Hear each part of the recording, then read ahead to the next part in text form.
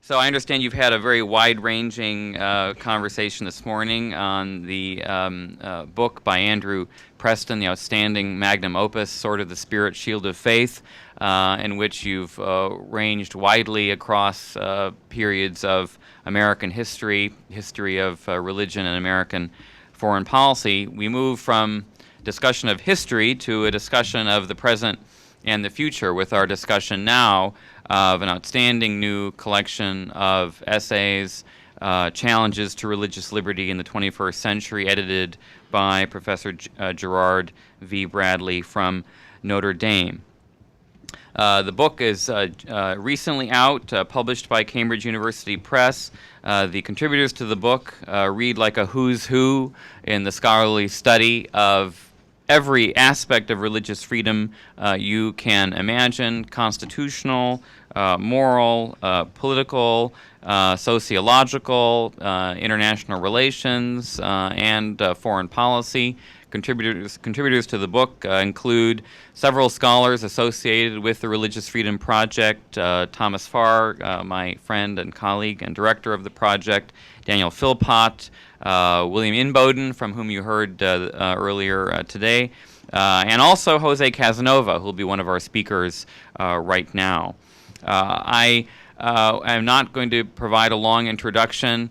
There's a great saying of Confucius, I think from the Analects, that when one is moderating a panel of very smart people, one should shut up and get out of the way. I think that's the literal translation from the saying of Confucius. So I'm going to shut up and get out of the way. Simply we'll say that we'll speak first. We'll have first Gerard Bradley speak, who's the editor of this volume. Jerry Bradley doesn't need much of an introduction, I suspect, to those of you present. You have his bio in front of you. Professor Bradley is a noted scholar of constitutional law. One of his specialties has been religion and the law. He's been at Notre Dame Law School for many years. He has been involved in numerous projects focusing on religious liberty. He's author of an outstanding book on religious liberty in the early American Republic, which I highly recommend, which I've used in classes I've taught and which I've benefited from immensely.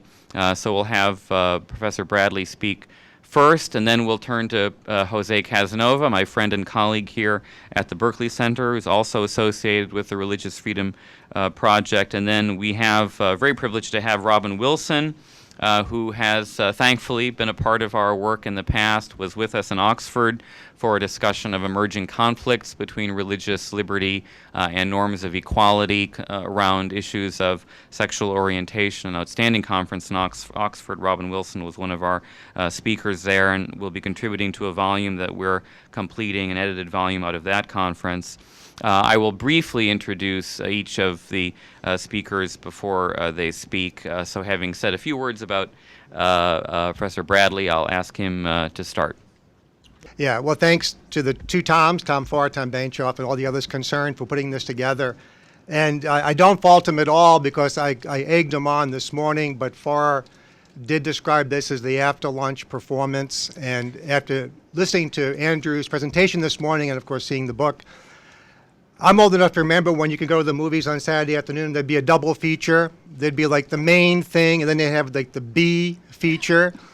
Well, it's not too hard to see which of the two letters fits this presentation, because, like, for example, the book that we talked about this morning is 700 pages long.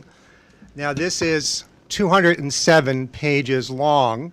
Of course, Andrew wrote the whole 700-page book, and there were 10 of us working on this book. And of course, we've got the B movie sort of title. We have the generic, very unsexy title, Challenges to Religious Liberty in the 21st Century. I apologize half-heartedly, I suppose, for the vanilla title. It's what the editorial forces at Cambridge suggested to me. It has the virtue of being accurate, but I would have liked to have had something sexier with it, at least as a subtitle. We did think of Sword in the Spirit, but we learned that was already taken.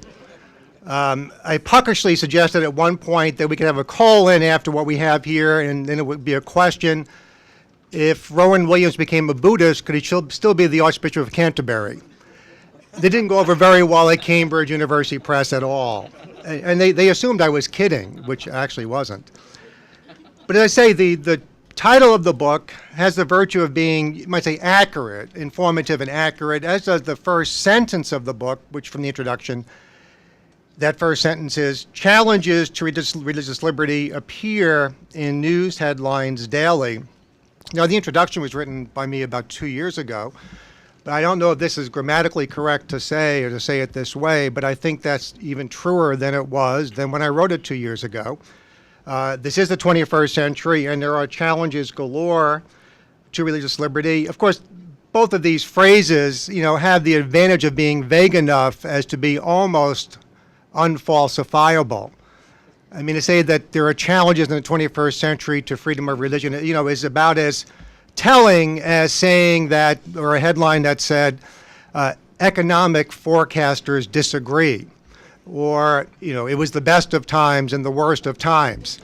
So it's hard to be wrong when you pick such vanilla ways of expressing yourself, but nonetheless, I think the title conveys what we wanted to do with this book, and I should say, here near the beginning of my remarks, the we, I'll be referring to we, not because I consider myself to be closet royalty or have some kind of Prince Charles envy going, but there is a we insofar as the book's really an enterprise of a think tank in Princeton with which at least some of you are associated from time to time. Tom is on a more or less regular basis associated with the Witherspoon Institute.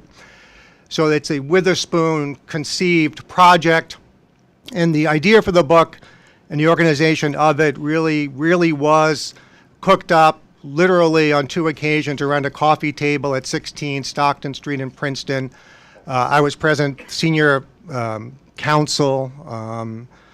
When I say senior counsel, it makes me think of Tom Hagen from The Godfather, but Robbie George is really not like Tom Hagen. But Robbie George and Luis Tellez, who's the president of Witherspoon, we cooked up the idea. And the idea was basically something like this, and I confess not to give myself any undue credit, which I neither seek nor deserve, but rather, just so you know you can hold me responsible, let's say that when I say we, the following view from about 30,000 feet is basically mine. I'm willing to defend it, but here's how the book was conceived, or it's sort of the fertile ground from which it grew. From 30,000 feet, it seemed to me, that from the end of World War II, and then for about 50 years, was rather an uneventful time for understanding, talking about, even defining religious liberty. Now notice I talk about, and not to give it a kind of airy academic sort of element to it or tone, but rather our understanding of freedom of religion, I think, was rather stable. I might go so far as to say that there were canonical formulations of that right to freedom of religion in the UDHR, in the First Amendment, other constitutions, Dignitatis Humanae we talked about. So I think for about 50 years, what we thought religious liberty consisted of was relatively stable, and pick the formulation from the UDHR or someplace else of similar prominence. And we thought of it as basically a civil right within the nation state. And it was mainly about laws, just laws, laws complying or not with these overarching moral norms, norms of human rights concerning freedom of religion. And I think during this time, we thought the greatest threat to freedom of religion was public authority. Not that public authorities everywhere threatened freedom of religion, but that was the source of the threat. And I think that during this time of about 50 years or so, that there wasn't much talk about the impact, up until, let's say, the late 90s, of international law upon the domestic law of freedom of religion in at least the Anglo world, the English-speaking jurisdictions with which I'm most familiar, notably America, but Great Britain, Australia, Canada, and a few other places. So that during this time, again, not to suggest for a moment that things were just fine on the ground, but when elites, lawyers, academics, statesmen, diplomats, politically active persons talked about the meaning of freedom of religion, I think they understood each other and were basically talking about the same thing. But somewhere around the turn of the millennium, that changed.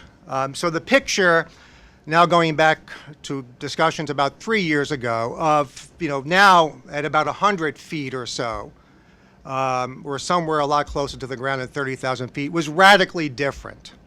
So the idea for the book was to try to grab hold of religious liberty at the turn of the millennium in the 21st century, not, as the title might suggest, challenges to religious liberty in the 21st century, which might suggest a gazette or a newsreel or a compilation of case studies.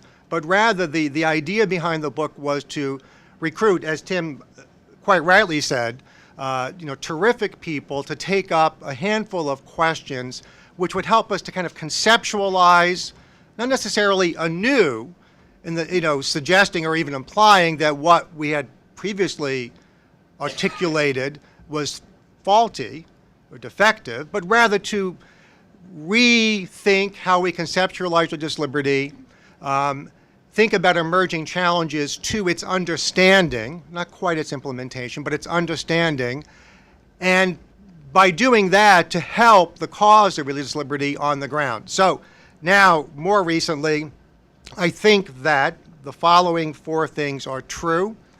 And again, this is the immediate, foreground, if you will, or the thinking that's right at the tip of the table of contents of this book, is that what was previously thought to be a canonical formulation of freedom of religion, or a tightly interwoven or nested set of canonical formulations, has now been relativized for many people and in many parts of the world as Western or individualized or individualistic, even as Christian. That religious liberty now is it's understanding it, its conception or its understanding, conceptual expression, is now kind of under pressure from two very different sources. Let's call one a muscular religious source of pressure. Islamic theocracy is the most prominent example, maybe the most practically important example of that, but I call that the muscular religious pressure. And on the other side, there's what I call a muscular secular pressure on religious liberty, not only its implementation or the scope of it on the ground, but how we understand it. And I think here, I know the American terrain better than the other English-speaking jurisdictions, but still I think across the Anglo world, so to speak, you have a burgeoning movement. I think hasn't taken over the law of any of these jurisdictions, but is an important part of some cases in each of these jurisdictions: Australia, Canada, US, Britain, and is a significant or formidable force of thinking or body of thought, which is that religion disappears.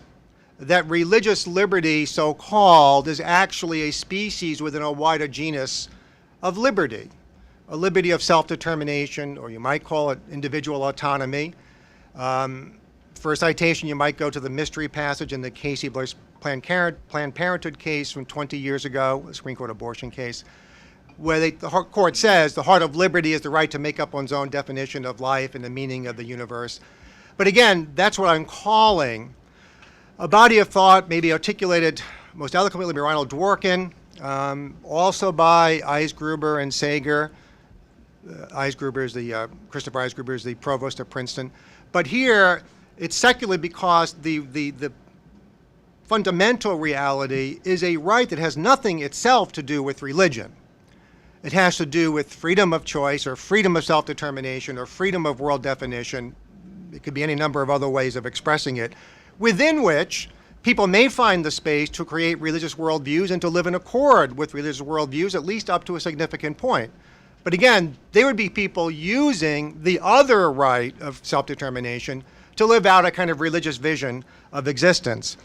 I think now the forces, in addition to those more easily described bodies of thought, but there are wider forces shaping the law of each jurisdiction, as well as the understanding of religious liberty within the countries about which I'm speaking.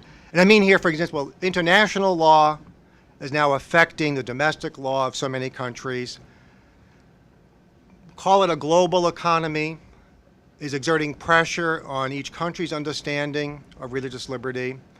And what you might call transnational or at least regional cultures, I myself don't think it's quite right to say there's a global culture, but let's say the globalizing effects upon culture that we associate most readily or most importantly perhaps with the internet and the digitalized information flow, that this is a force which is homogenizing in a certain way understanding of religious liberty, but because the homogenizing force is being exerted upon a very unstable political and intellectual environment, I think that this homogenizing force, which might suggest a kind of reorientation around a stable, even canonical definition, is actually not the way it's working, that actually it's destabilizing our understanding of religious liberty. And above and beyond the muscular religious pressure and these other pressures I've described, there are just intellectual challenges to what was the canonical formulation as being not only too individualistic, insufficiently collective, insufficiently attentive to the role of religion in a culture and how religion can supply the sort of heritage and tradition of a country. There are a whole web of criticisms that have to do with the supporting the charge that the inherited or canonical definition of religious liberty is inadequate and harmful politically and culturally and even religiously. So anyway, that's the viewpoint, and what we endeavored to do was to draw out from that complex account of what we think is happening, thought was happening, 5 questions. Those are the questions you have in front of you. Oh, I'm sorry, did that not make its way around? I mean, there is a one-pager that should make its way around. So basically what this is the table of contents. So the questions were conceived by a small group, and we, especially myself, we recruited people we thought were apt to handle these questions in a way that we thought would be especially illuminating. And we were right. Tim may have gone overboard, as moderators are wont to do when they're introducing their friends. I don't know that it's like the top 10 who's who list, but it's a pretty damn good list of people who did a wonderful job, I think, in the book. And in the consultation which preceded the receipt of final drafts and, of course, publication of the book. So I should just add as a note, I shouldn't say for what it's worth, but as a bit of a detour, the questions were put together. They're the ones you have in front of you. The people were recruited. And then we had what we called a consultation at Princeton in April of '09, I believe, at which the paper givers presented, in a certain manner of speaking, their papers in about 5 or 10 minutes. An audience, a diverse audience of interested persons, scholars, judges, activists, lawyers, who had read the papers in advance, came to the consultation, were expected to read the papers in advance, and they were made available, of course, and lo and behold, most of them did. So that we had very brief presentation of remarks by the paper givers, then we had added, and I think it worked. I don't know how often Berkeley or any of the other institutions with which you're associated tries this model of academic exchange, and I don't think it'll work across the board. And it wouldn't work with some objectives in mind, but it worked this time. So we had a wonderful exchange, highlighted by memorable moments. Scout's honor, I remember and can picture to this, but I see Tom kind of giggling back there and looking like a choir boy who's been drinking the communion wine. I really remember Tom Farr saying, and I won't say who provoked him, but Tom Farr actually declining the invitation to debate whether Thomas Aquinas was really a Muslim. And there was some risk, palpable risk at some point during this consultation that it would be shunned by everybody else there, because I let loose with a conclusion I had reached in some earlier scholarly research, which proved to be quite unpopular, which was that the case, and the constitutional lawyers in here will recognize the case of Oregon versus Smith, a case which cut back on free exercise doctrine, to be sure. I delivered myself of the opinion that it was correctly decided. And I think, if I remember correctly, Kent Greenawalt was about to kind of lead the charge to the podium to have me forcibly removed for heresy, rank heresy, I think. I also struggled unsuccessfully during the course of putting together the lineup during the consultation, and even during the editing process after we received the papers. I tried to convince Christopher Wolfe, who was one of the 2 persons who were asked to look at conscience protection. again, here put in quotes. I know that Andrew earlier explained his use of scare quotes. Well, I don't mean to suggest by the scare quotes pretty much right in the middle of this page in front of you that I think there are so-called rights of conscience, or that I personally doubt there are such things, but rather that that's indicating that it's become a bit of a term of art and it's contested. So that's the sense of the scare quotes for part 3. Well, I tried to convince Wolf and Tollefson as well, but given what Wolf was going to talk about, it really focused on Chris Wolf, said that some of the things we call matters of conscience protection or conscientious exemption really involve the government either forcing or strongly pressuring people to become complicit in genuine injustices. Well, I failed miserably at that, and that idea, which may be something that we could kick around today, didn't really get aloft at the conference. I must confess that the biggest challenge in this whole project, from soup to nuts, from sitting down at Witherspoon around the coffee table, well, to the time the book came out this past February, I have to say, and I love the guy, but getting Jose to meet a deadline was by far the hardest thing I attempted during the course of this whole project. But just for a couple of minutes longer, I'll just make a few observations about the questions in front of you, just to perhaps supplement what you can get from the book. Not here speaking for any of the authors, but just offering a few comments of my own, some of which you'll find in the introduction, but not all of them are introduction.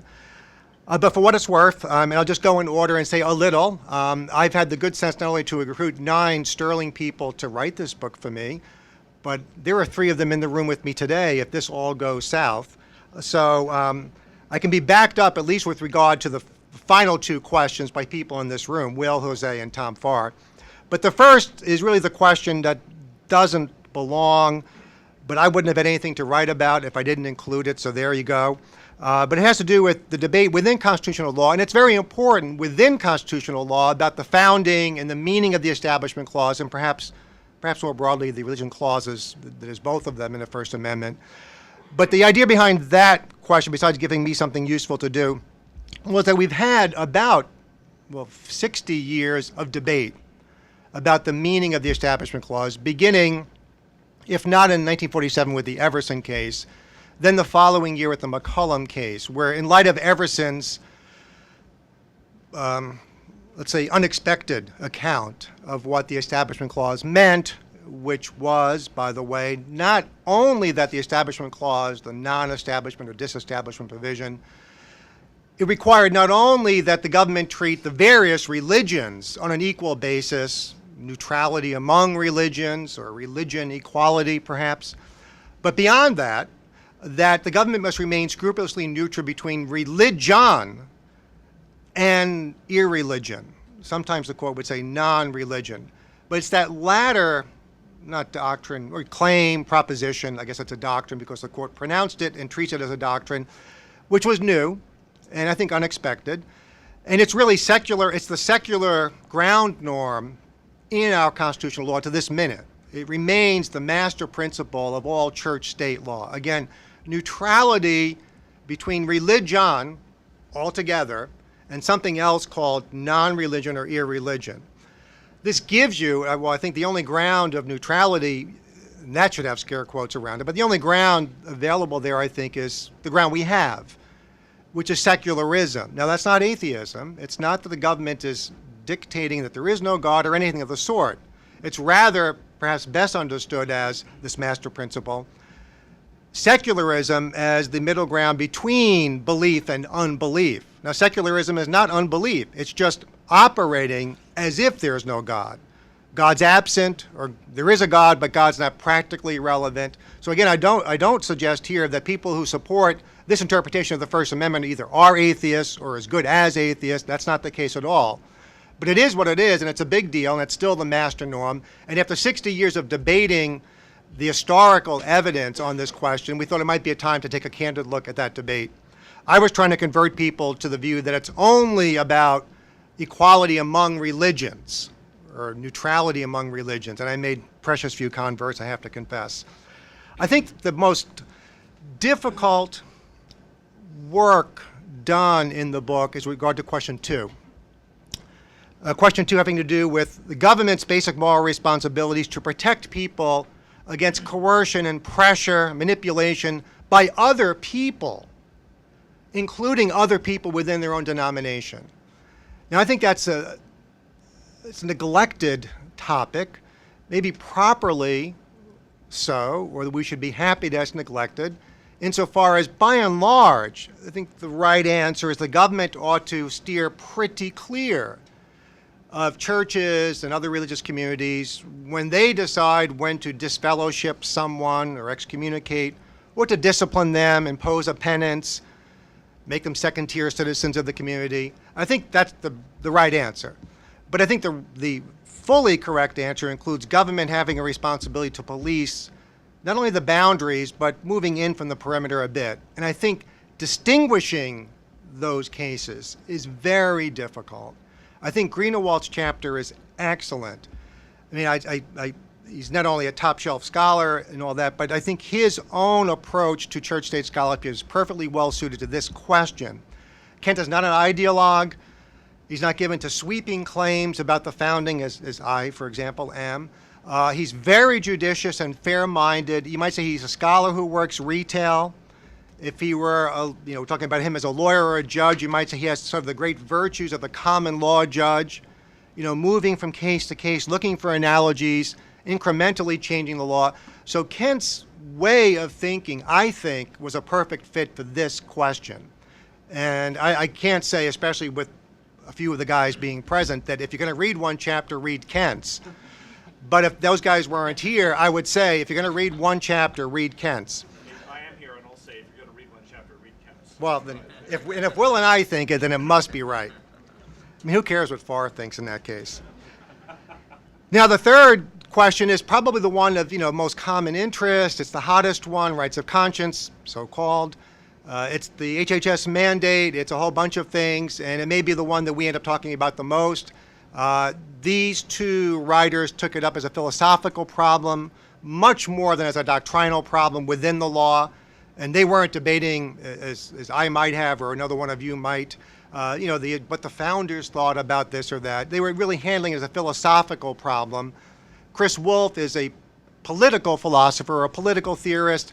Chris Tollefson is more just a philosopher, an ethicist. So I think those two papers are different, but sufficiently complementary, both in outlook and approach, that they work well together. I will say very, very little about the last two sets of writers, the last two questions, not because they're unimportant, far from it, but because three of those four writers are present here, and of course Jose will have a chance to say what he would like to say in just a few minutes. So again, I don't mean to slight the work they did, but I'll just say this, and then I will be done.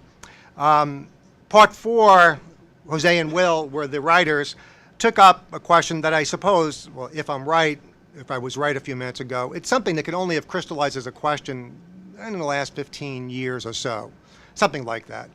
Globalization and religious liberty. I could be wrong about that, but anyway, that's the way it seems to me. So that was something that was just ripe for, not a first stab, because I'm sure other people have written, but I was thinking of it as two really creative but well-informed scholars, and I mean that most seriously, academic people, but who have a lot of experience talking, traveling, working in the government, could really take a crack at trying to get us a start, get us going on the road to understanding what is globalization doing to religious liberty. And I think the chapters work.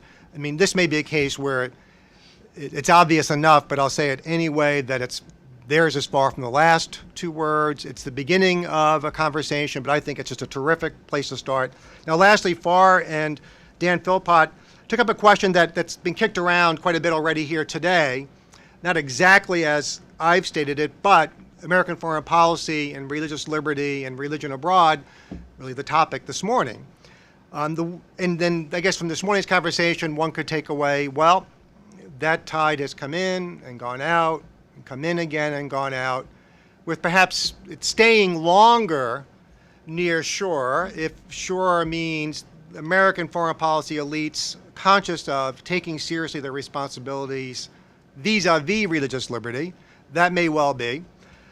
But what I've tried to do in stating the question the way it's stated here, what are the United States' basic moral responsibilities? Trying to get at, as best I could in putting a question to writers, what are the kind of unvarying principles of a moral nature at work here? So again, not what's the most commonly prudentially apt blueprint or plan of action, no.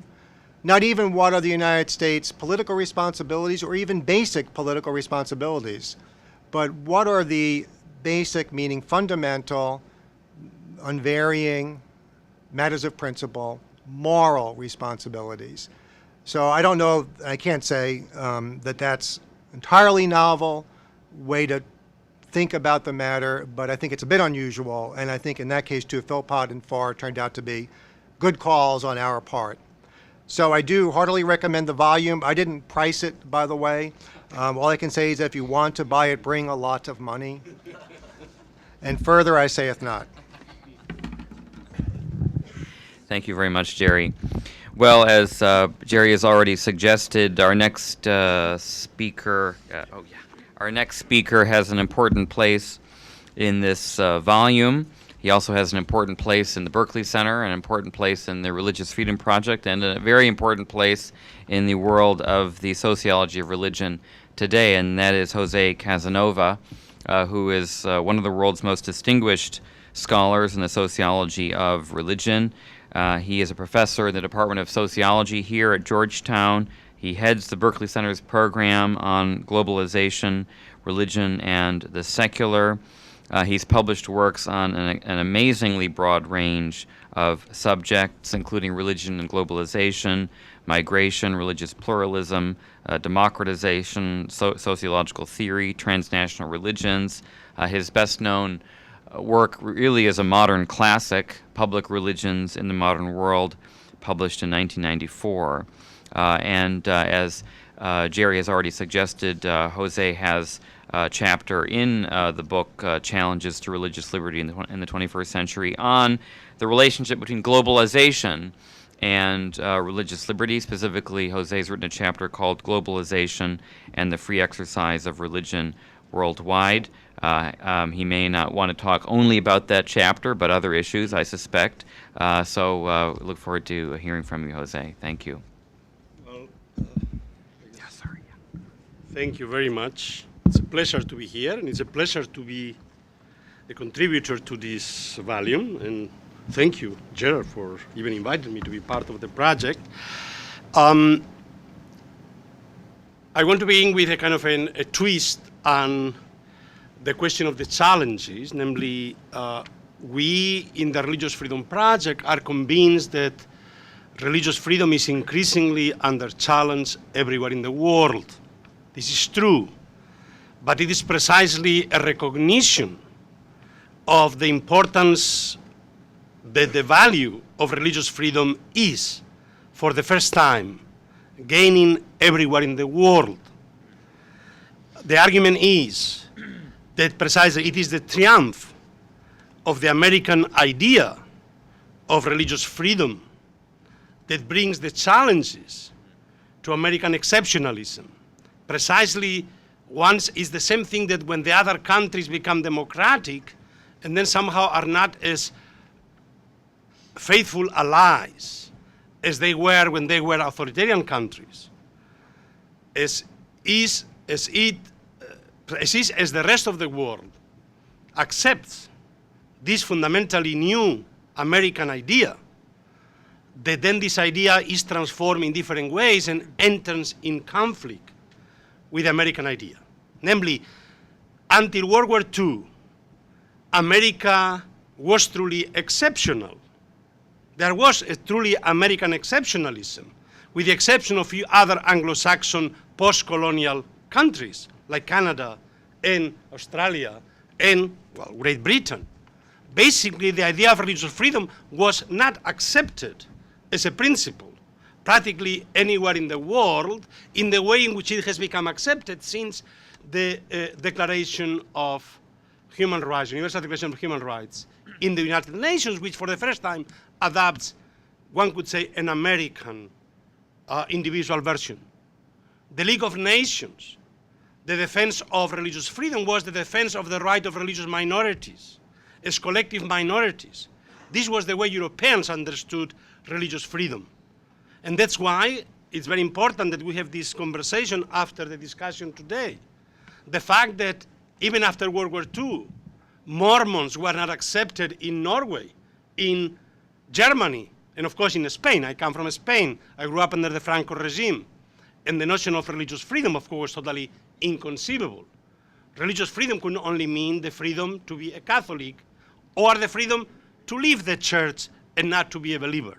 But the notion that you could be something else, it was simply not thinkable. And even in Europe today, you go to the Scandinavian countries, and it is the freedom to be either Lutheran or secular. European societies, for the first time in the last 10, 15 years, are confronting the challenge of religious pluralism in a way they've never confronted for 400 years. And it is this fact of religious pluralism, which is the beginning principle, the beginning fact of the foundation of the United States, that made it possible to break with the European model of church and sect and establish the principle of denominationalism, the notion of all religious communities being free, voluntary, and equal under the law. This is a radical break with a 1,000-year tradition both of medieval Christendom, of Islam, but also of the mother nation state that was based on the principle cuius regio eius religio, and a principle that has lasted in most European countries until very recently. And when it was rejected, it was to be replaced by the principle of secularism or freedom from religion. So, in a sense, I would argue the fact that religious freedom is being challenged everywhere is a sign that it's being taken seriously for the first time everywhere. And these challenges obviously come from very different sources. One is obviously authoritarian regimes. Obviously, authoritarian regimes are not going to like religious freedom. Even the Franco regime didn't like religious freedom. And most Latin American countries didn't like religious freedom. Most Latin American Catholic countries, military dictatorships. Because precisely religious freedom is the most fundamental and basic human individual freedom, without which you can really not have real pluralistic democracies. And insofar as authoritarian regimes don't like religious freedom, they don't like freedoms, they're not going to like religious freedom. So this is one challenge, which obviously goes from China to Russia to many other countries. The second has to do with precisely insofar as the American principle becomes globalized, it enters in fundamental tension with other non-American, non-Protestant, non-sectarian, let's not call it even Protestant, because Lutherans are Protestant, but no Lutheran country accepted the principle of religious freedom either.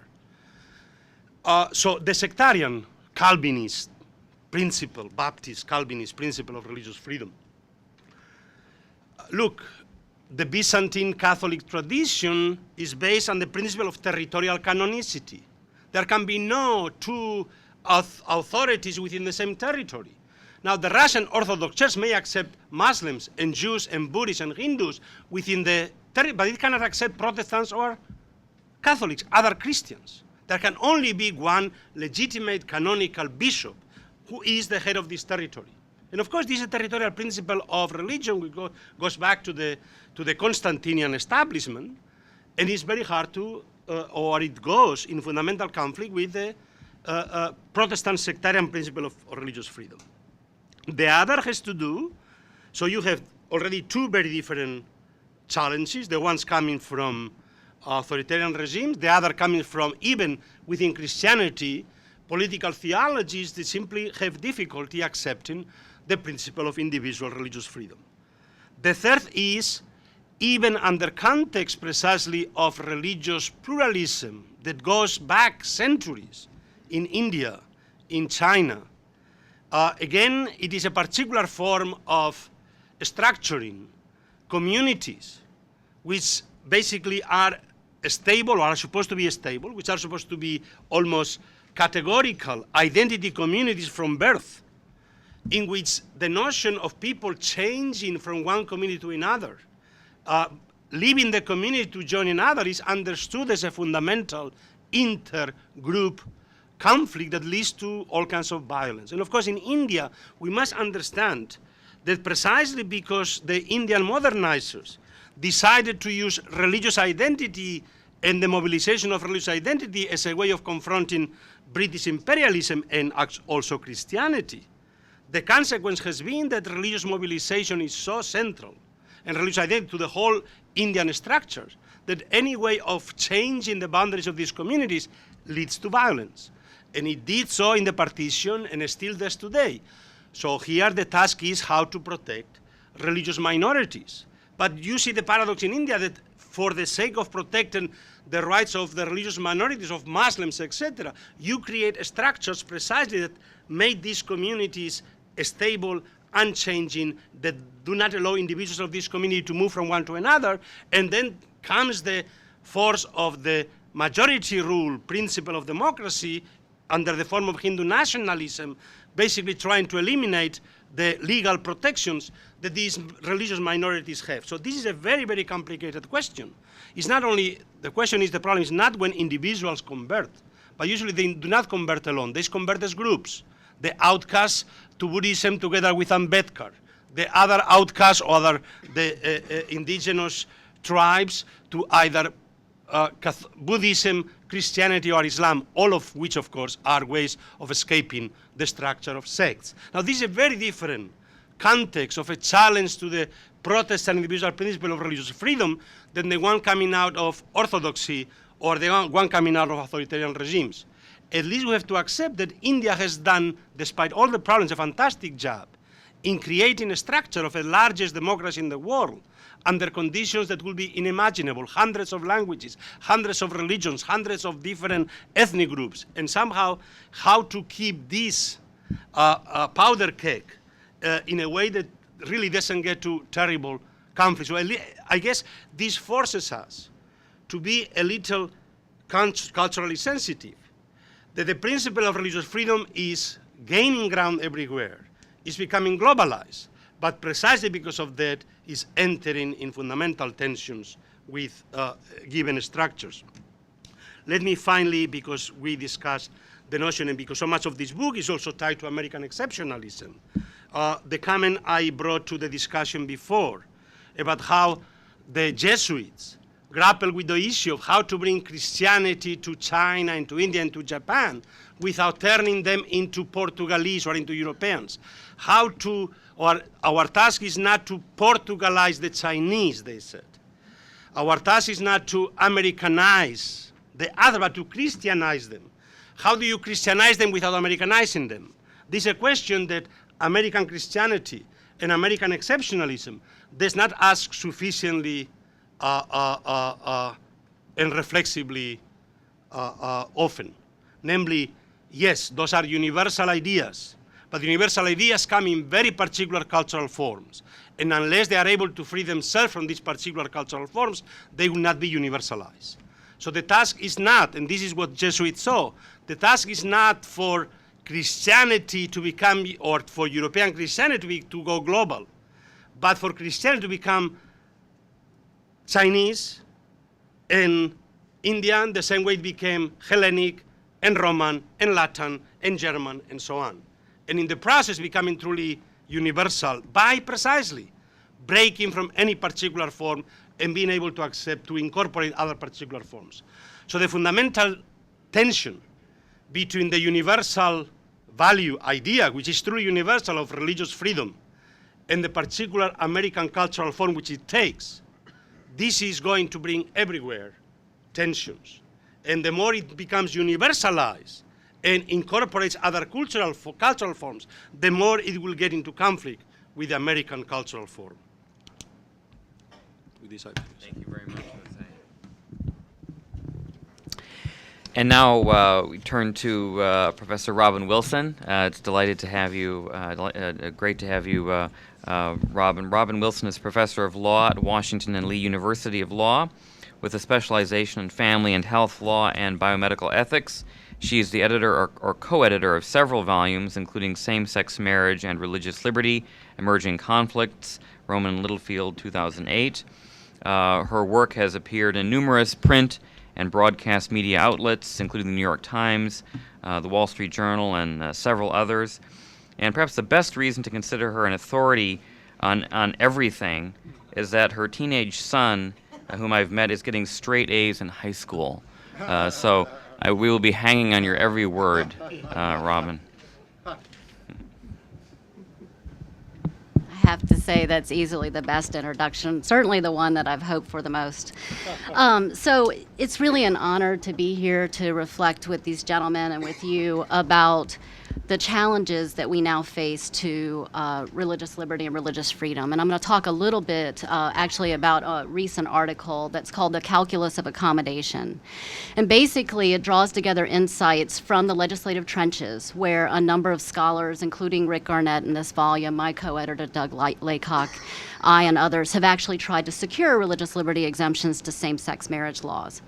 So these chapters situated for me two modern debates, not only the real success of religious objectors to same-sex marriage to secure meaningful, if imperfect, religious liberty accommodations, but the wildly unsuccessful struggle of religious objectors to the contraception and sterilization coverage mandate to get any real help from the government for a way to solve the collision that they see between the demands of the law and the demands of their religious conscience.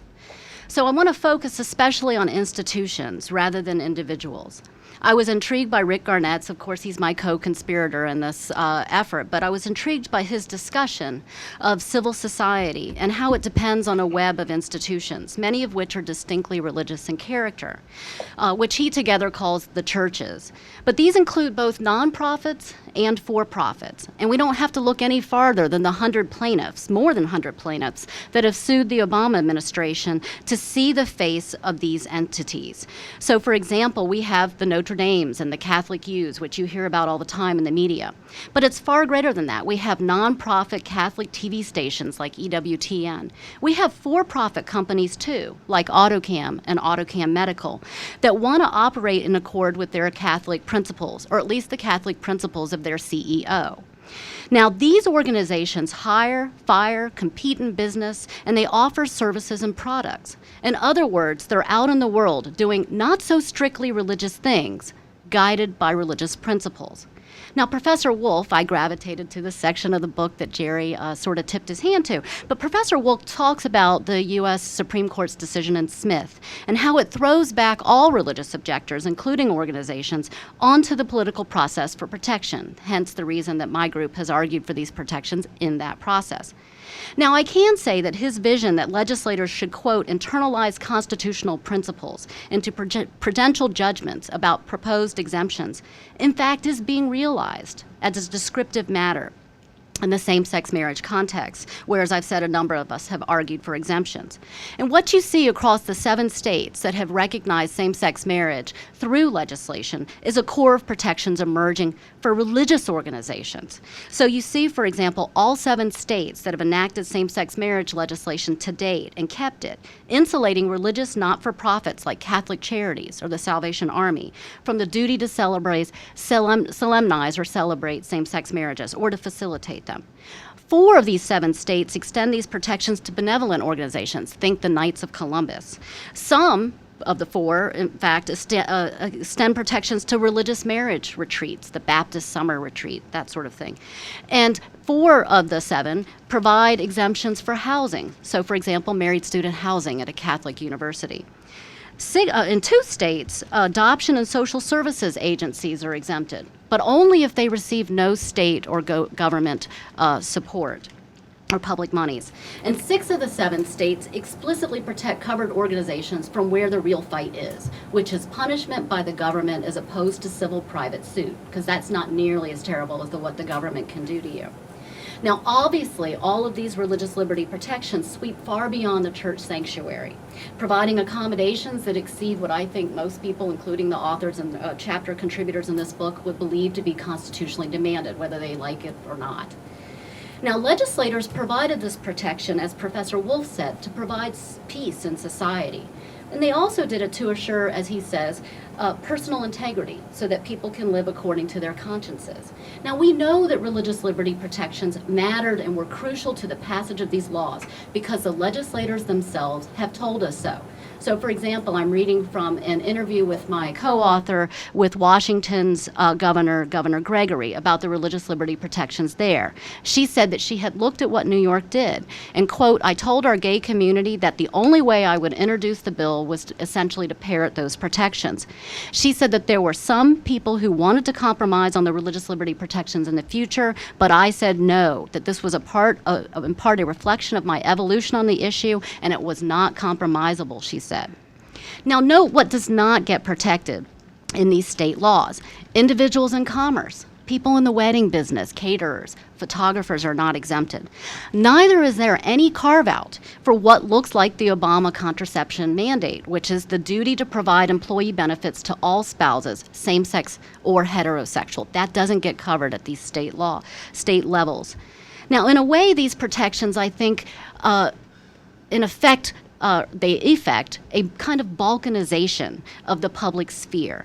The church, the sanctuary, the basement reception hall, housing that you run yourself for your students, adoption agencies that receive no government funding, these are yours, and we, the state, won't insert ourselves into them.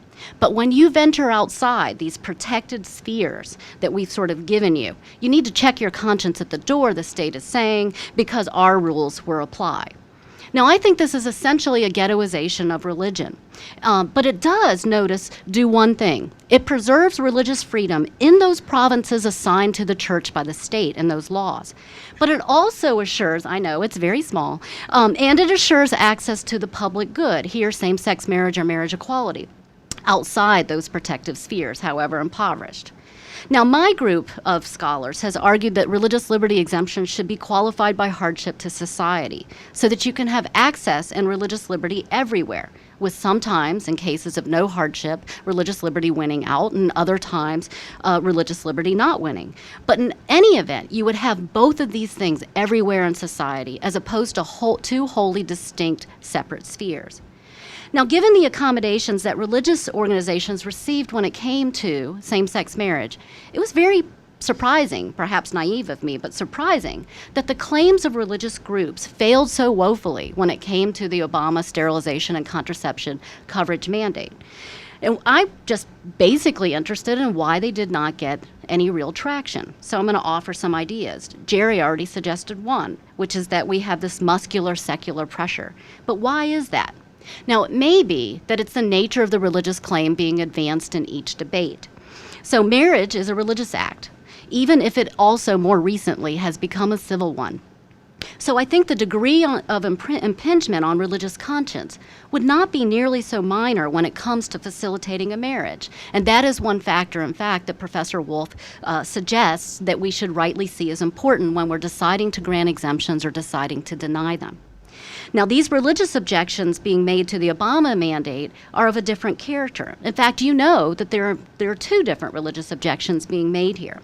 One is to contraception itself, with the idea being that I, the objector, do not want to pay for you, my employee, to receive a drug that allows you to have sex without producing a life.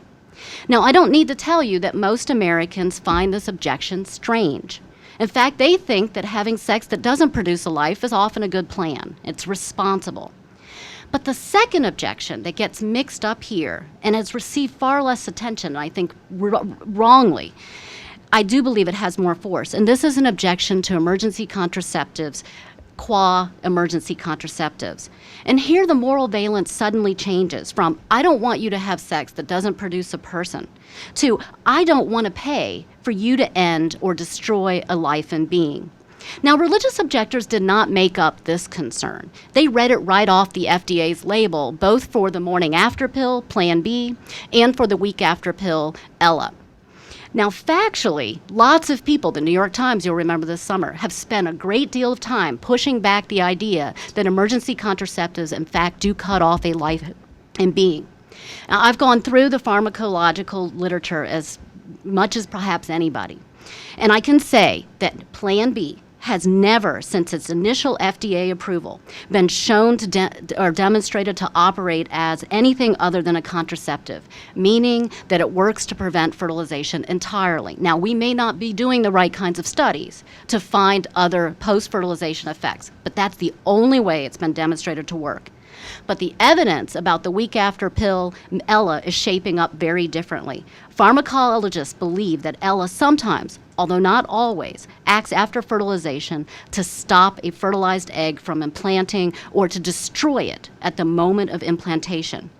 Now, by focusing on the first objection to contraception and not to the second, I think the public campaign for religious accommodation has squandered a real opportunity to build common ground. Objections to drugs that act after fertilization run far deeper than religious believers. 53% of women, for example, in one study said that they would not use a birth control method that acts after fertilization. And when asked if they would change their own birth control based on, quote, a remote possibility that it acted after fertilization, 44% of them said they would stop using it. And when you look at the sociological regression studies to figure out who these people are, religion is not the determining factor, it's lower income. Now, the shared moral intuition, I think, places the objection to emergency contraceptives and to the mandate squarely within the mainstream. But that is not so with the objection to contraceptives.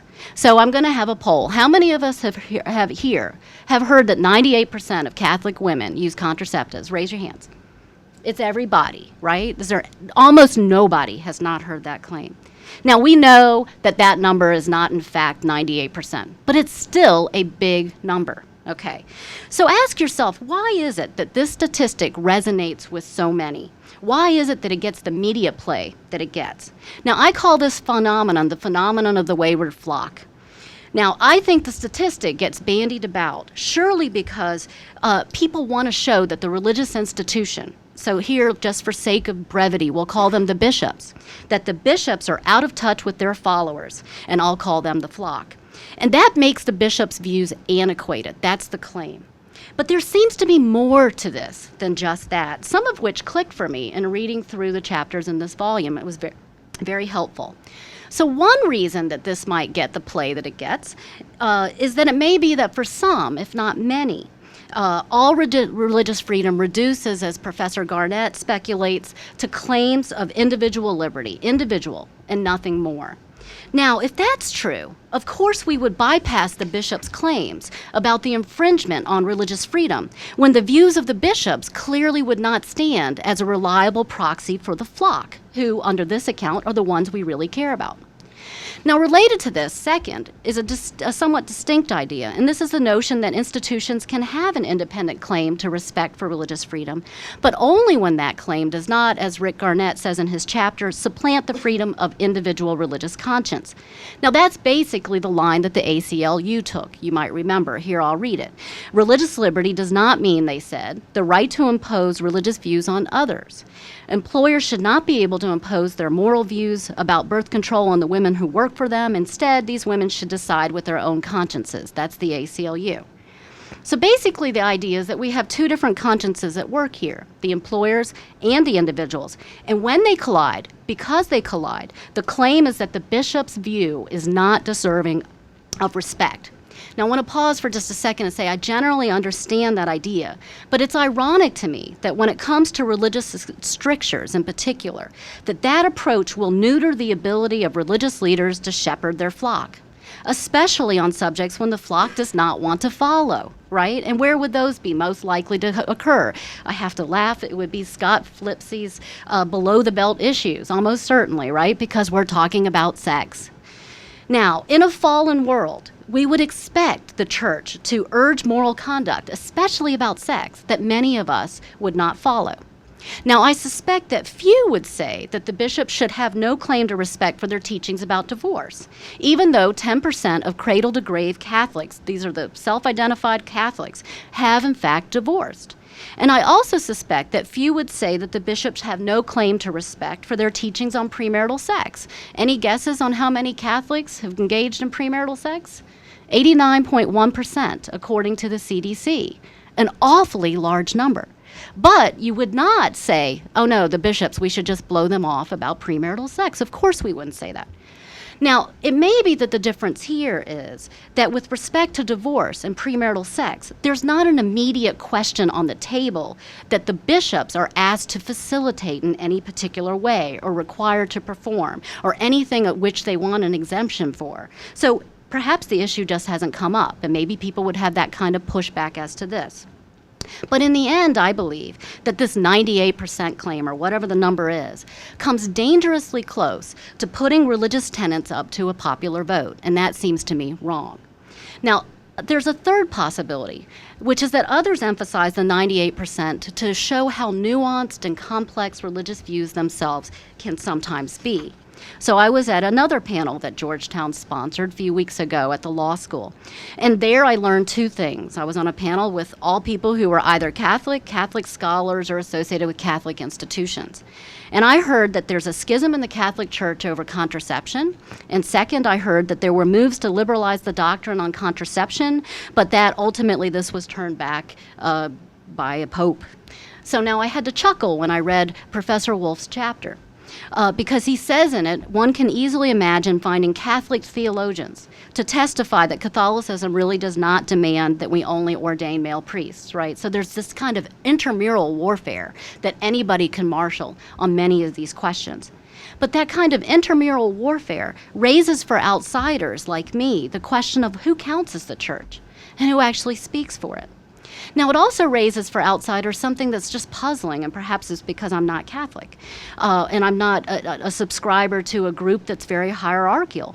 But it seems to me this idea of who speaks for the church misses the point as to the bishops. The bishops would have their own independent claim to religious freedom, even if nobody else followed them. Now, some who ultimately favor exemptions, like Kent Greenewald, for example, still talk about the 98%. So it makes you wonder, is this just a digression, or is it offered for some other reason? And I think, at least in Kent's case, it's offered because it goes to the question of harm. When a doctrine is fluid or being pushed from within, there is a much greater likelihood that what the corporate body, the bishops, thinks is right, and what the flock will actually do, will in fact be most out of sync. So when the church says no, and the flock says why not, there's a much greater chance of harm from any exemption that's given.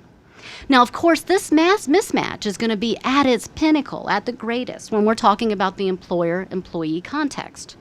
So the janitor who works at Notre Dame may not have taken the job because they want to missionize the world or do God's work. They might have taken it for a paycheck. Now, if we give an exemption, this differently believing person, different from the employer, isn't getting a good that someone, for example, who works at W&L, my employer, would get. And that in itself is a hardship.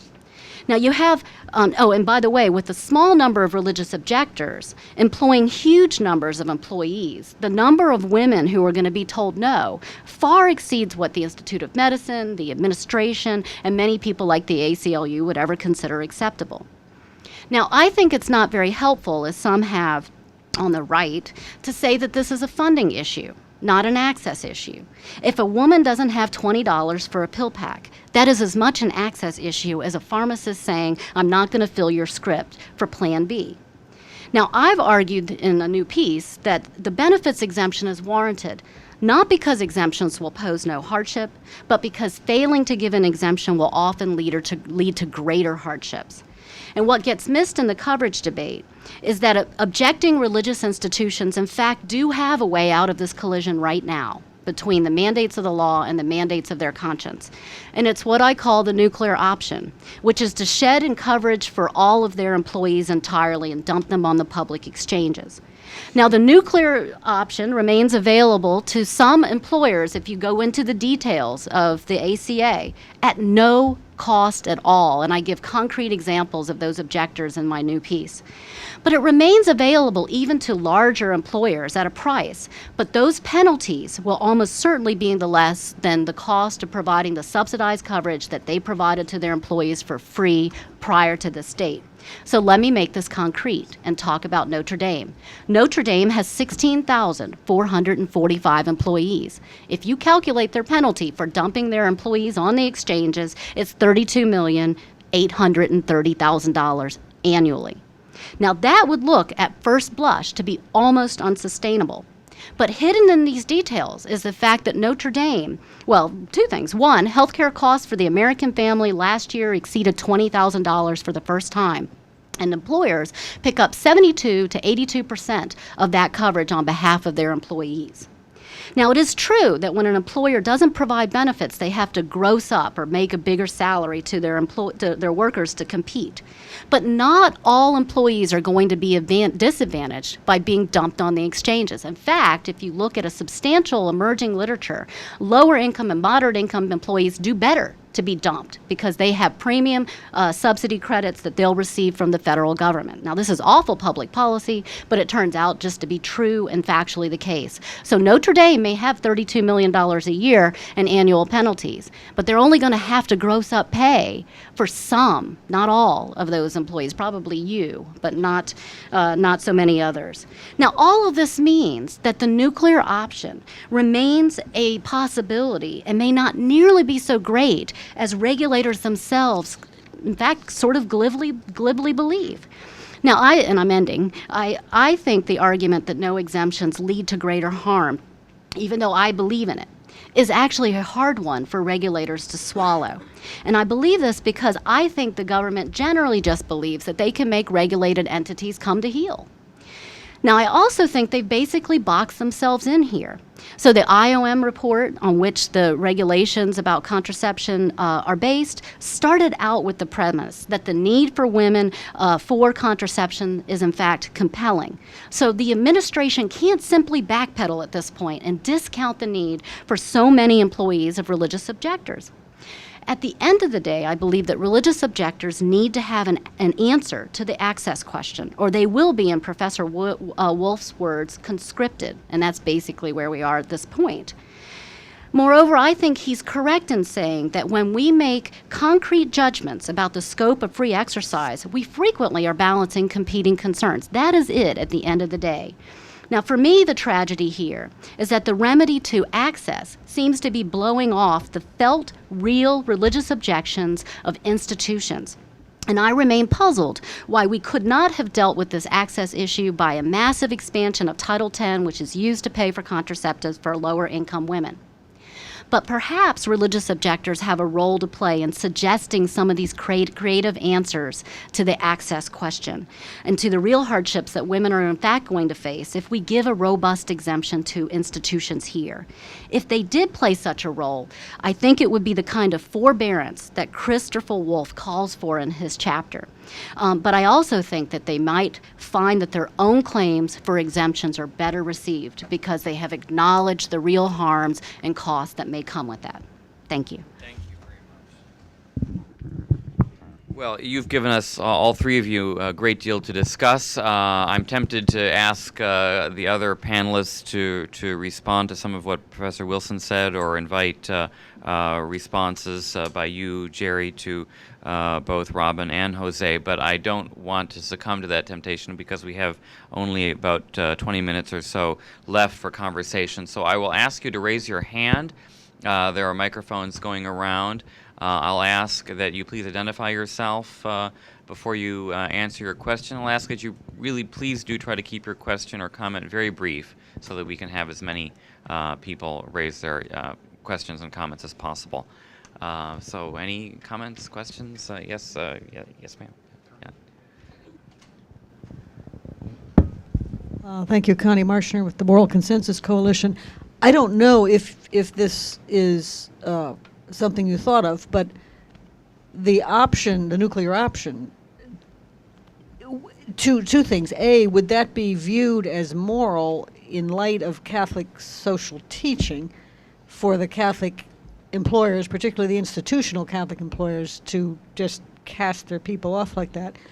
And B, it doesn't solve the problem for the employee who still wants to exercise any parental authority over healthcare, because that's, there's no parental authority over healthcare in the exchange system. 2 quick points, and I'm going to defer to Jerry as the Catholic. So I'm not sure it would be viewed as moral. And what's deeply ironic here is that many Catholic health associations and others actually supported the ACA, and then they find themselves high and dry when it comes to an exemption. So I think I'm not sure that it actually would be. When I will just mention that employees actually don't get it would not be surprising that we would have individuals who are religious objectors to the mandate just as institutions are. And that whole discussion has been almost entirely missed. If you look at the ACA, they have really crappy options. One, they could be Amish. Not that being Amish is crappy, but it's not realistic for many people. You can't just be Amish to get your exemption. Two, they can participate in what's called a healthcare sharing ministry, which you can think of as almost like a stock club or something. You know, very small payments will be paid, but it doesn't have the security of a real insurance product. There are no reserves. There's no regulation by the state, so you're likely not to get catastrophic payments, certainly, and probably even middle-sized payments. Third, there is a hardship exemption, right, which has no regs, or at least didn't a few weeks ago when my article came out. And then last, so we don't know what it would look like. I actually would urge the Obama administration to explore very much broadening that so that it can accommodate individual religious objectors. And then last, they can go naked, which is another version of the nuclear option. But wouldn't it be deeply ironic that we have this piece of national legislation that was designed to give universal access to health care coverage, and the only way someone who's deeply morally, religiously opposed to taking that coverage would have to, one, pay a fine, which is determined by their income, and two, go naked and have no health care coverage at all. And that, for me, would be a real tragedy. Well, I think Robin's answer is fine as far as it goes and may be complete. I'll just add one thing to refine the first thing that at least you asked and that Robin responded to. I mean, certainly it would be morally permissible to go with the nuclear option if the alternative of complying with the mandate is morally impossible, right? So it can't be wrong to refuse to do what's morally impossible. So just on the view for the moment, whether you're Notre Dame or EWTN or some other, let's just say, Catholic employer, if you judge that it's not morally possible to comply, well, then it has to be licit to not comply. And if the effect of not complying is people get tossed into the big world of exchanges, and that's the way it goes. Now, the only other thing I would add, as a matter of fact, besides that I completely endorse Robin's suggestion, really it's a proposal that Notre Dame gross up my pay. I think that's exactly spot on. But anybody who's thrown onto the exchange as individuals presumably would only be able to choose from among contraceptive and abortion-laden options, for that matter. Now, that raises the question whether those people would have to go naked for them to avoid doing something that's morally impermissible, namely buying into an insurance outfit, premium scheme, policy, which includes those things. Now, people not only may differ, but I think Catholic theologians, moral theologians would differ. My own judgment is that an individual person can buy such a policy if that's all there is available in the marketplace, that they're not obliged to go naked, so to speak. And that's all I have to say. Did you want to follow up? You can't buy such a policy because you can't buy a policy in the private market that does not cover contraception, sterilization, and abortion because they don't exist. Right. Because So I think the you could- companies won't sell No, I think them. that those are your options. In other words, I think that if the market is glutted, but only with that product. Yeah. Question, may a Catholic in that market buy one of those policies? I think the answer is yes, they could. That Catholic could. The other thing is parents' rights. Oh. Parents, under the exchange, parents have no rights at all in healthcare, whereas they have some vestigial rights to their insurance company. Yes, Mr. Prakash. I'm Viren Prakash from India, a Hindu, but not a great believer. So I have actually this issue that where do we draw the line? Like you see, Muslims get very excited about so many things, and lots of people feel that they get excited too soon. Where does the state come in there? Does the state, and then the conflict comes with them, freedom of speech on the one side and freedom of religion on the other side. So that is one question. How do we deal with that? Does the state come in, and if the state does something, then some people will say that they are violating religious freedom. That's a very delicate situation, and we see that happening in India. The other thing, you see, whenever recently we had these riots about, we had riots all over the world about something or the other that happened. I don't. The video, the movie, or Yeah. homemade video. Yeah, About somebody. Muhammad. So the guy who makes it says my freedom of speech, and I'm entitled to do that. I'm not a great believer, and it's your business. You can't put any claims on my freedom of speech. That is one. The other is that we see that religion, as far as I'm concerned, I see that the religion is in retreat all over the world. At the same time, I think it's a reaction to that retreat that whole lot of people are now in the business of saying that religion is important, religion is growing, religion is that and that. So that is one thing that is happening. Now, if religion is in retreat, there are lots of people, even in America it's happening. I was there yesterday at this religious value survey at Brookings.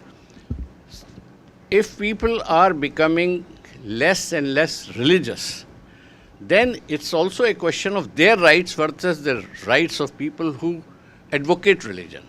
And there will be conflicts between them also. Because I might like to say that there is no God, or I might like to say that devil is good. And then whole lot of religious people will come and say no. So how do you resolve those conflicts? So I'm actually basically saying, in this globalization idea, which is actually a reality now, how do you arbitrate between religious fanaticism, let us say, fanaticisms of two religions, and on one side non-believers and the other side believers? Thank you. Thank you for posing two very easy questions, Mr. Prakash. So I'm tempted to spend the rest of the time we have trying to address them, but why don't we take one or two other questions and then try to respond to them at once. Any other comments, questions? Yeah. Hi, my name is Eric Niffen. I'm with the Beckett Fund for Religious Liberty. On the HHS mandate, a few things. First of all, the nuclear option that Robin and Jerry were discussing. The National Catholic Bioethics group put out a 2-page set of suggestions, sort of an outline for Catholic business owners some months ago. And they did say, now one of the interesting things about the mandate is the mandate hits, most employers have a January 1st plan. And so that would come into effect for groups that aren't eligible for the safe harbor January 1st. But the exchange doesn't happen for another year. And so what do you do with that year? And the moral advice that came down was that it would be licit to comply with the mandate for that year because there's absolutely no other option. And it would be just impossible to put your employees in a situation where they had absolutely no options besides going out and purchasing an individual plan. There's no group plan there at all. So it is not an absolute moral prohibition to participating. And so you do have to look at what the circumstances are. And that would go also to what happens in 2014 and beyond. We don't know what these exchanges will look like and what they will cost. And so part of the calculus would be, I think, are these realistic options for my employees? How different is it from the insurance that we've been providing for them? I think Robin is right that access is where these issues are fought. And I've been deeply involved over the past 3 years with these issues where it comes to rights of conscience for pharmacists and then also for employers with health care. And in both situations, it comes down to access. We at the Beckett Fund have been very careful to only have clients, to have clients that have disavowed any interest in controlling their employees' activities. Our pharmacists in Washington, likewise, were happy to refer people elsewhere and were not interested in tearing up prescriptions. It becomes a much more difficult question where you have someone who says, I have an affirmative interest in controlling people's behavior. And I think the second part of the book that talks about that, those are much more difficult questions where you sort of say, look, we're trying to control people. And those are harder issues, but they're still hard when you talk about access. And then lastly, Governor Gregoire, my good friend out in Washington, it's interesting that she would come out and say that it was so important for her to have an exemption on the same-sex marriage, where there was an absolute refusal to provide any sort of accommodation for pharmacists, even where there is zero evidence in a 12-day trial that there have been any access problems in the state of Washington. One of our clients, there are 30 pharmacies within a 5-mile radius that provide Plan B, and there was, and so it seems to me that a lot of this comes down to politics instead of principle, that that there isn't a commitment to religious liberty, but it's sort of, I've got Planned Parenthood on one side, and I've got Catholic hospitals on the other side, and how can we play this out? Okay, thanks so much. Well, perhaps Jerry and Robin, you could address the last question, and then perhaps Jose, then we'll end with you, perhaps addressing Mr. Prakash's question. Well, it seems to me that one remark that I would offer in response to both questions amounts to a bit of a synthesis of much of what else we've been talking about. And I think Robin expressed it quite nicely about the nature of the problem confronting us, and it's working itself through these two questions, Mr. Prakash and Eric's question, which is that heretofore, let's say for a long time, until about 10 or 15 years ago, the classic freedom of religion problem was an individual, or sometimes a community, but working within a religious framework or religious vision or by felt religious necessity, was confronting some kind of collective or undifferentiated secular requirement. So the classic case would be the believer, the Jehovah's Witness or the Christian Scientist, over against public health, public morality, public safety, the collective good in some sense. I mean, Dworkin is perhaps the best example of someone who thematizes this as really the classic problem of freedom of religion. But we can see that's not the problem any longer. We really have now not only sort of individual and maybe small group rights in conflict, whether it's this number of women in the locale's access to contraceptives, or the pharmacist's right not to be involved in what he believes to be morally wrong, but you have even individual and small group rights of the same basic caliber. And that goes back to one of the things I mentioned earlier as something that's shifting underneath us as we speak, which is that religious liberty is no longer so distinct, both as a phenomenon and in terms of our evaluation of it, from anyone's right to decide who they want to be. So you have conflicts now between species of the same right, to make it plain and without distorting it. At least I think I'm not distorting it. And we don't really have a template for dealing with that. But again, the pharmacist is exercising, you might say, a right of self-determination and a right not to be interfered with in constructing a vision of what's morally required for that person. And the woman who wants Plan B, or whatever it is doing exactly the same thing, may even express that there's a kind of religious imperative at work in her family planning. But even if she doesn't do that, she's still expressing something that generically is like what the pharmacist is expressing. And then the state is called in to somehow arbitrate this dispute. No, the state's no longer, you might say, a party to the dispute, as it was when it was individual rights versus collective interests. The state's now the umpire. And that's pretty new. And we don't really know how to think about it. Save this, I myself don't see how that set of problems, which I think is becoming prototypical, can be resolved without stepping back into the cauldron and making some hard moral evaluations of religion and even of abortion or contraception that we don't want to make. I'm not sure that that's the case, but I'm suggesting that it might be and probably is the case that when you have basically A and B, who from a certain perspective are undifferentiated, and you can only arbitrarily favor one over the other, because again, it's the woman and the pharmacist. The only way to avoid sort of blindly choosing sides, if you're the state umpire, is to make some hard moral evaluations about what's more important, what's not as important, and maybe to some extent access, well, what are other avenues for this person and that person, and we don't like to do that. Do you have I don't want to rush, do you have a quick comment? Just a quick comment that added against that background is that the sort of play out debate conflict between A and B we're not recognizing both of those rights in the same moment. Instead, what we have is, in the same-sex marriage context, anti-discrimination norms that were put in place to deal with discrimination on the basis of sexual orientation. And then decades later, we come back and go, oh, and by the way, we need marriage equality. But those anti-discrimination norms were there before, and that creates the possibility both of government penalty of the religious objector, but also private civil suit if somebody doesn't want to, quote, give you access to the service. And so it muddies it even farther that you have a tension between A and B, because A, if it's a same-sex couple, starts off with a not-so-level playing field because they have this huge anti-discrimination norm. And legislators, I can tell you, feel very deeply that they do not want to be perceived as, quote, rolling back those protections. And so the religious objector off the front is playing at a deficit. Jose, you'll have the last word.